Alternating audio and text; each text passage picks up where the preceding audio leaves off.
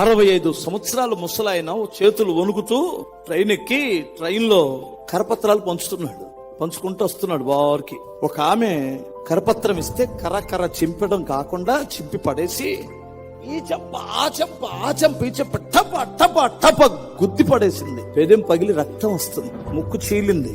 వాళ్ళు అబ్బా అమ్మాయి ముసలాయన అని వయసు కానీ విలువవు, ఎందుకు అలా కొడతావు, ఇష్టమైతే తీసుకో లేదంటే పడే, మాట్లాడొద్దు అని రెచ్చిపోయింది, పిచ్చిది రెచ్చిపోయినట్టు.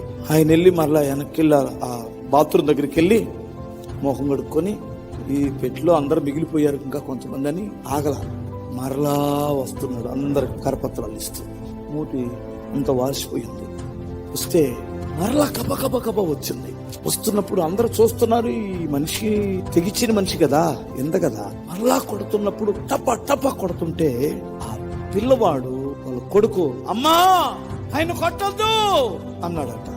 పక్కున కాళ్ళ మీద పడి ఆయన కాళ్ళు ముట్టుకొని ఏడ్చేస్తుంది. చూసే వాళ్ళకి ఎవరికేం అర్థం కాలేదు. ఏమ్మా నీకు బుర్ర పని చేస్తుందా, ఇందాక నుంచి మేము చెప్పేవాళ్ళ మనుషులం కదా, ఇందాక కొట్టావు మరలు ఇప్పుడు కొడుతున్నావు, నీ కొడుకు చెప్పగానే ఆయన కాళ్ళ మీద పడతావా?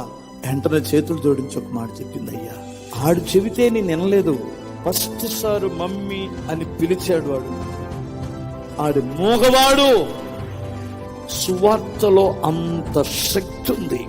సువార్తను రూఢిపరచుకోవడానికి, స్థిరపరచుకోవడానికి దేవుడు నీ ద్వారా అద్భుతాలు చేస్తాడు. కానీ నీలో ఏముండాలి? సువార్త ప్రకటించే సాహసం ఉండాలి. Download share chat.